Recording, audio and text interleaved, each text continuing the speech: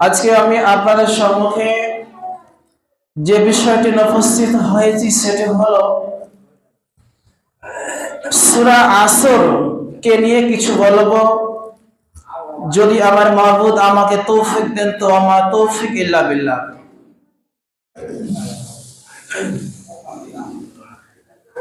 এই সূরাতুল আসর, এই সূরা আসরে আল্লাহ সুবহানাহু ওয়া তাআলা কি বলেছেন? আল্লাহ সুবহানাহু ওয়া তাআলা প্রথমে বলছেন ওয়াল আসর, সময়ের কসম। আল্লাহ সুবহানাহু ওয়া তাআলা এই সূরার মধ্যে প্রথমে কসম খেয়ে বলছেন ওয়াল আসর, সময়ের কসম, কালের কসম। আল্লাহ সুবহানাহু ওয়া তাআলা বিভিন্ন জায়গায় প্রথমে বিভিন্ন কসম খেয়ে তারপরে মূল কথা বলেছেন, যেন মানুষের তার প্রতি দৃঢ়তা বিশ্বাস আসে। আজকে আমরা কি করি? নিজেকে নির্দোষ প্রমাণ করার জন্য, নিজেকে সঠিক বা সত্য প্রমাণ করার জন্য আমরা এই কসম ব্যবহার করি। আল্লাহর কসম আমি কাজটি করিনি, আল্লাহর কসম আমি চুরি করিনি, আল্লাহর কসম আমি এই অন্যায়টি করিনি। এইভাবে আজকে আমরা সেই কসম খেয়ে আমরা মূল কথাটা বলার চেষ্টা করি। কেন? যেন মানুষ আমাকে বুঝতে পারে আমার কথা যে সত্য, আমার কথা যে নির্ভুল, এটাকে প্রমাণ করার জন্য মানুষ কসম খেতে বাধ্য হয়। তো আল্লাহ সুবহানাহু ওয়া তাআলা প্রায় 40টার অধিক কসম খেয়েছেন। কখনো রাতের কসম, কখনো দিনের কসম, কখনো পাহাড়ের কসম, কখনো কোনো ফলের কসম, কখনো আপনার সকালের কসম। এইভাবে বিভিন্ন কসম খেয়ে খেয়ে আল্লাহ সুবহানাহু ওয়া তাআলা একটি কথাকে বলার চেষ্টা করেছেন। আল্লাহ সুবহানাহু ওয়া তাআলা ঠিক তেমনি ভাবে সূরা আসরে বলছেন ওয়াল আসর, সময়ের কসম। ইন্নাল ইনসানা লাফি খুসর, নিশ্চয় সমস্ত মানুষ ক্ষতিগ্রস্ত। প্রথমে আল্লাহ কসম খেয়ে বলছেন যে মানুষ ক্ষতিগ্রস্ত।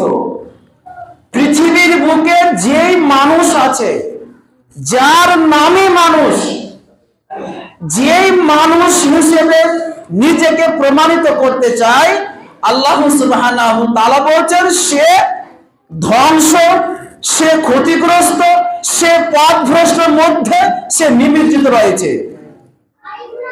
ইল্লাল্লাযীনা আমানু ওয়া আমিলুস সলিহাত, কিন্তু তারা নয় যাদের মাঝে চারটি খসলত, চারটি গুণ যাদের কাছে থাকবে, তারা ক্ষতিগ্রস্ত না, তারা পথভ্রষ্ট না, তারা ধ্বংস না। কি চারটি গুণ?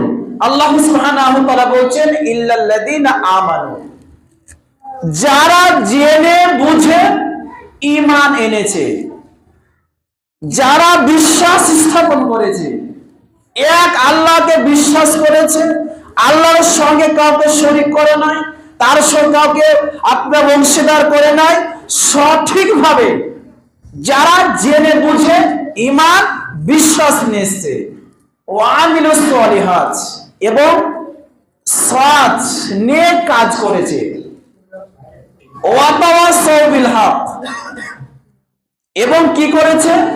মানুষকে হক বা সত্যের উপদেশ দিয়েছে। আর 4 নম্বর বলছেন ওয়া তাওয়াসাউ বিস সবর, 4 নম্বর হচ্ছে মানুষকে একে অপরকে কি করেছে? ধৈর্য সবরের উপদেশ দিয়েছে। তো আল্লাহ সুবহানাহু ওয়া তাআলা প্রথমে সময়ের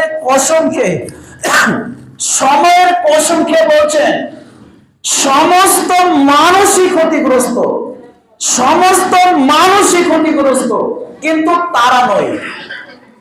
যারা ঈমান এনেছে, সৎ কাজ করেছে, মানুষকে সত্যের উপদেশ দিয়েছে, মানুষকে সবর ধৈর্য ধারণ করার উপদেশ দিয়েছে। তো আল্লাহ সুবহানাহু ওয়া তাআলা এই সময়ের প্রসঙ্গে আয়াতটি কেন শুরু করলেন? ইমাম শাফি রাহমাতুল্লাহ আলাইহি তিনি বলছেন যে যদি কোনো মানুষ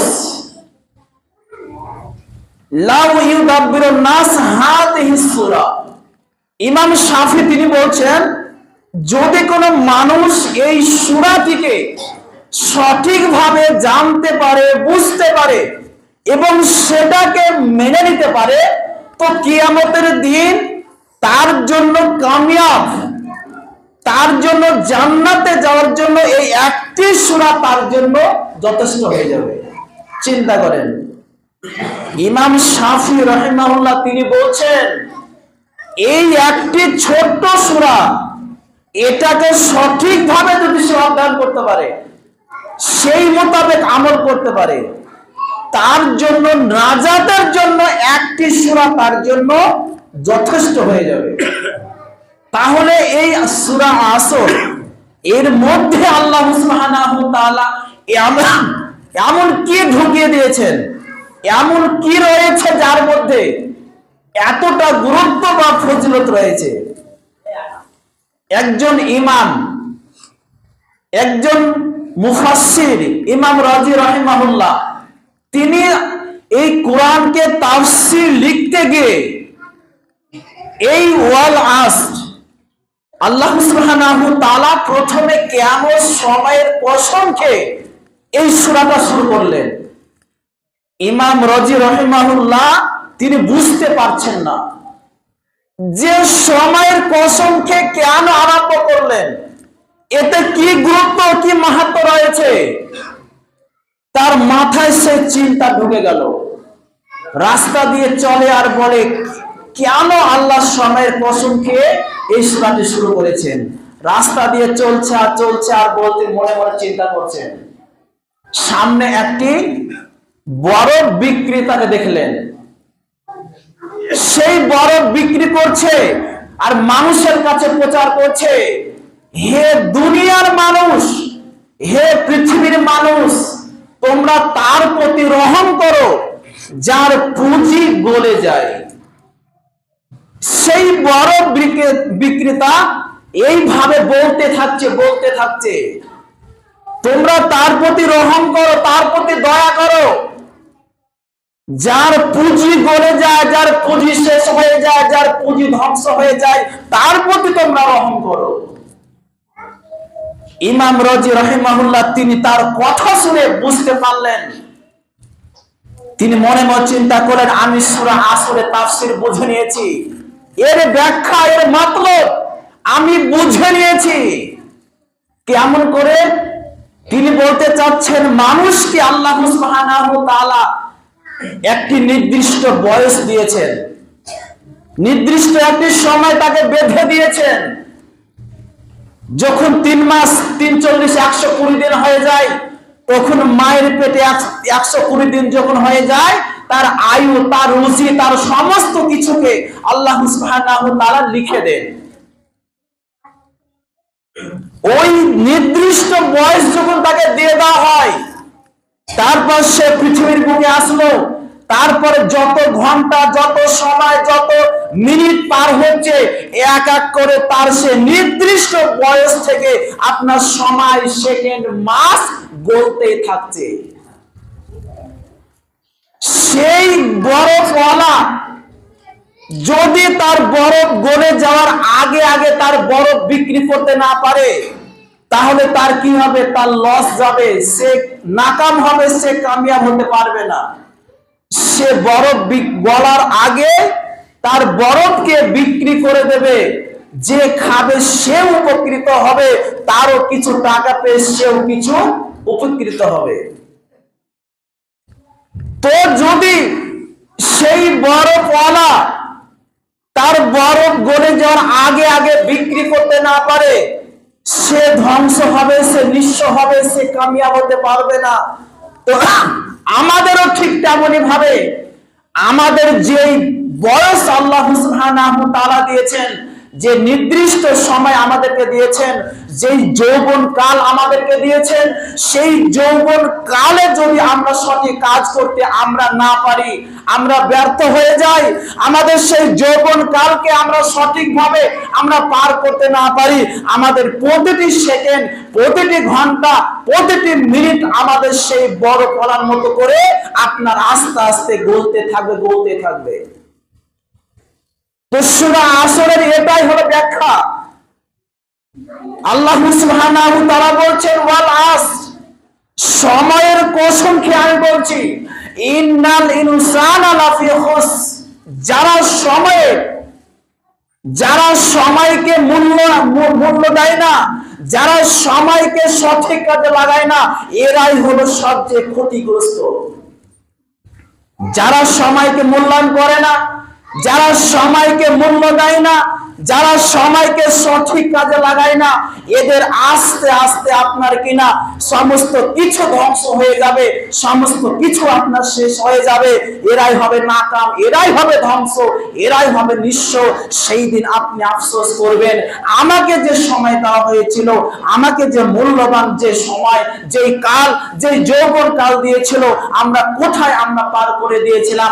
আমরা সময়ের মূল্য বুঝি নাই, আমরা সময়ের কোনো কিছু ধারধারি নাই। কিন্তু আল্লাহ সুবহানাহু ওয়া তাআলা বলছেন ওয়াল আস, সময়ের কসমকে বলছি, কালের কসমকে বলছি, এরা সকলেই আপনার পথভ্রষ্ট, এরা সকলেই ধ্বংস, এরা সকলেই আপনার কিনা ক্ষতিগ্রস্তর মধ্যে রয়েছে, যারা সময়কে মূল্যায়ন করে না, যারা সময়ের গুরুত্ব বুঝে না।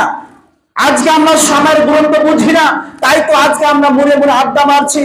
কিন্তু আল্লাহ যে সময়ের কসম খেয়ে বললেন এরা সকলেই আপনার ধ্বংস।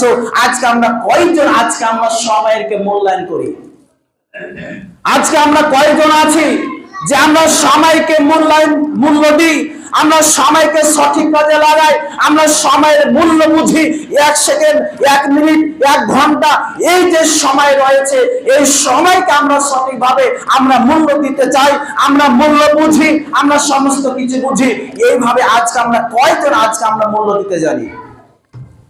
আজকে আমরা কিন্তু সময়ের মূল্য বুঝি না। যদি আমরা আজকে সময়ের মূল্য বুঝতাম, আজকে এখানে আড্ডা মেরে মেরে আমাদের সেই যৌবন কালকে আমরা শেষ করে দিতাম না। যদি আমরা সময়ের মূল্য বুঝতাম, আজকে আমরা যদি সময়ের সঠিক মূল্য বুঝতাম, তাহলে তাসের দোকানে আড্ডা মারতাম না। যদি আমরা সময়ের মূল্য বুঝতাম, গ্রামের আড্ডায় আপনার সময় নষ্ট করতাম না। যদি আমরা সময়ের মূল্য বুঝতাম, চায়ের দোকানে বসে বসে আমরা আড্ডা মেরে মেরে আমাদের সেই সময়টাকে আমরা নষ্ট করতাম, আমরা জীবন নষ্ট করতাম না। যদি আমরা আমাদের সময়ের মূল্য আমরা বুঝতে পারতাম, আজকে আমরা সময়ের মূল্য বুঝি না বিধায় আজকে আমরা এইভাবে আজকে আমরা এখানে ওখানে আমাদের সময়টাকে আজকে আমরা পার করে দিচ্ছি। আজকে যুবক ভাইরা আজকে সময়ের মূল্য বুঝে না। যদি সেই যুবকরা সময়ের মূল্য বুঝতো, তাহলে সেই ফ্রি ফায়ার আর পাবজি গেম খেলে সেই সময়টাকে নষ্ট করতো না। আজকে অধিকাংশ আজকে যুবকরা সময়ের মূল্য বুঝে না বিধায় আজকে ফ্রি ফায়ার, পাবজি, আজকে ফেসবুক, আজকে আপনাকে ইউটিউব নিয়ে আজকে তারা ব্যস্ত হয়ে গেছে। তারা জীবনের সময়ের মূল্য বুঝে না। কিন্তু আল্লাহ সুবহানাহু ওয়া তাআলা বলছেন, আমি সময়ের কসম করে বলছি, এরা সকলে ক্ষতিগ্রস্ত, যারা সময়কে মূল্য দেয় না, যারা সময়ের মূল্যকে যারা বোঝার চেষ্টা করে না। আজকে আমরা সময়ের মূল্য বুঝি না। যদি আমরা সময়ের সেই মূল্যটা বুঝতাম, আজকে আমরা নারীর পেছনে ছুটতাম না। সময়ের মূল্য বুঝলে আজকে আমরা মেয়েদের পেছনে ছুটতাম না। আমরা সময়ের মূল্য বুঝলে আজকে মেয়েদের সঙ্গে ঘন্টার পর ঘন্টা আজকে যুবকরা ব্যস্ত হয়ে গেছে। আজকে যুবকরা বুঝে না যে এই সময়টাকে আমরা কোথায় ব্যয় করলাম। আজকে যুবকরা মেয়েদের সঙ্গে ঘন্টা পর ঘন্টা, রাতকে রাত, দিনকে দিন আজকে যুবকরা পার করে দিচ্ছে। যুবক, তুমি বুঝতে পারলা না, এই সময় তোমাকে দেওয়া হয়েছে, সেই সময়কে তোমাকে সঠিকভাবে কাজে লাগাতে হবে। সেইভাবে আজকে আমরা বোঝার চেষ্টা করি না।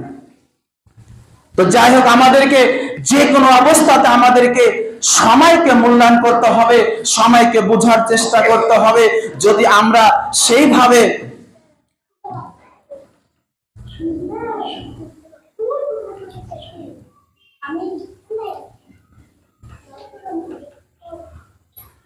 তো আমাদেরকে যে কোনো অবস্থা আমাদেরকে সময়কে মূল্যায়ন করতে হবে।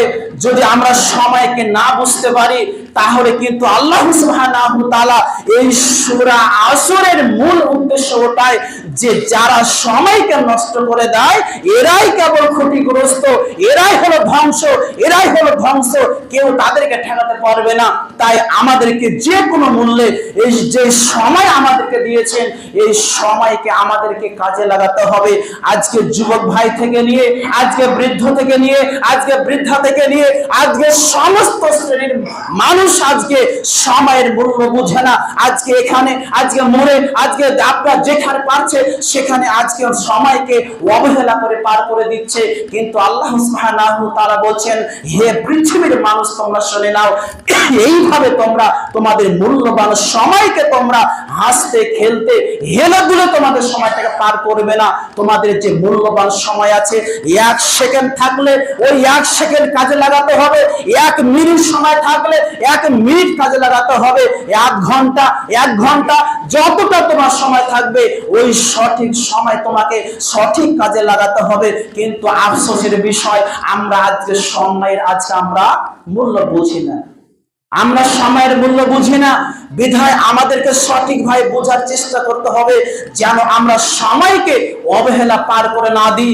সেই কিয়ামতের দিন আপনাকে যে সময় দেওয়া হয়েছে, আপনাকে যে মূল্যবান সময় দেওয়া হয়েছে ওই সেই মূল্যবান সময় সম্পর্কে কিয়ামতের দিন আপনাকে প্রশ্ন করা হবে। সেই দিন আমরা কি জবাবদিহি করতে পারবো আল্লাহর সঙ্গে যে হে আল্লাহ আমাকে 60 কাউকে 70 যে বছর বয়স নির্ধারিত করা হয়েছিল, আমার সে 60 সে 70 বছর বয়স আমি সঠিক কাজে লাগিয়েছিলাম। আমরা কি সকলে বুকে হাতে বলতে পারবো?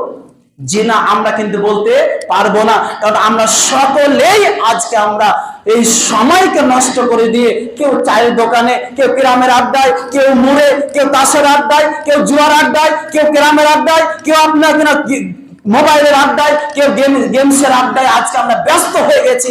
তাহলে কি করে সেই দিন আল্লাহর কাছে আমরা জবাবদিহি করতে পারবো? তাই সমস্ত যুবক ভাইদেরকে বলবো আমাদেরকে যে মূল্যবান সময় আমাদের নির্দিষ্ট সময় দেওয়া হয়েছে সেই সময় আমাদেরকে কাজে লাগাতে হবে যেন আমরা সেই দিন আল্লাহ সুবহানাহু ওয়া তাআলার কাছে জোর কণ্ঠে বলতে পারি আমাদের সময়কে আমরা সঠিক কাজে লাগিয়েছিলাম, আমরা এমনিতে আমরা খামাখা আমরা সময়কে নষ্ট করি নাই। আল্লাহ সুবহানাহু ওয়া তাআলা এই সময়ের কসম খেয়ে বলছেন এরা সকলে ধ্বংস, এরা সকলে ধ্বংস যারা সৎ ঈমান নিয়ে আসবে, যারা সৎ কাজ করবে এবং মানুষকে সত্য উপদেশ দিবে এবং আপনার ধৈর্য বা সবরের উপদেশ দিবে।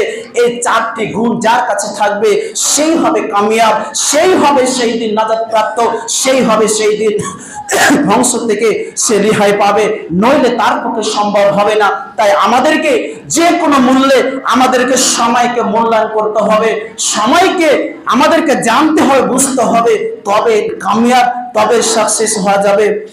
আরেকটি বিষয়, যে কোনো অবস্থাতে মাঠের ফসল কিংবা যে কোনো বিষয় মানুষের ক্ষতি করা থেকে আমাদেরকে ফিরে আসতে হবে।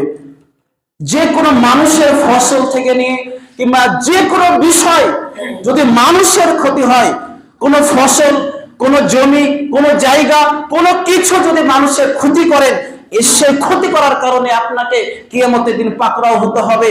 তাই আমাদেরকে যে কোনো মূল্যে সেদিকে সাবধান থাকতে হবে যেন আমরা মানুষের ফসল, মানুষের জমি, মানুষের যে কোনো ফসল হোক না কেন যেন নষ্ট আমরা না করি, সেই দিকে আমাদের সকলকে খেয়াল রাখতে হবে। অনেকে দেখা যাচ্ছে, শুনতে পাওয়া যাচ্ছে যে কে কারো ধুয়ে পাতা কেটে নিয়ে চলে আসছে। এগুলো সম্পূর্ণ হারাম বিষয়। কারো ধুয়ের পাতা কাটবেন, কারো ডাল কাটবেন, কারো জমি ক্ষতি করবেন, কারো কিছু নষ্ট করবেন, এ সম্পূর্ণ হারাম বিষয়। এগুলো থেকে আপনাকে সাবধান থাকতে হবে। যদিও আপনি নামাজ পড়েন, যদিও আপনি হজ করেন, যদিও আপনি যাকাত দেন, যদিও আপনি সিয়াম পালন করেন, যদি এই সমস্ত বিষয়গুলো থেকে আপনি নিজেকে বাঁচাতে না পারেন আপনি জীবনে কামিয়াব হতে পারবেন না, আপনি জীবনে সাকসেস হতে পারবেন না। যদিও আপনার কাছে যাবতীয় ইবাদত, জিকির, আজগার, তাসবিহ, তাহলিল আপনার কাছে থাকে, বিধায় আমাদেরকে এই সমস্ত বিষয় মনে হচ্ছে এটা ছোট একটি বিষয়, মানুষের ফসল নষ্ট করা, মানুষের ক্ষতি করা এর মনে হচ্ছে ছোট বিষয়, কিন্তু এটা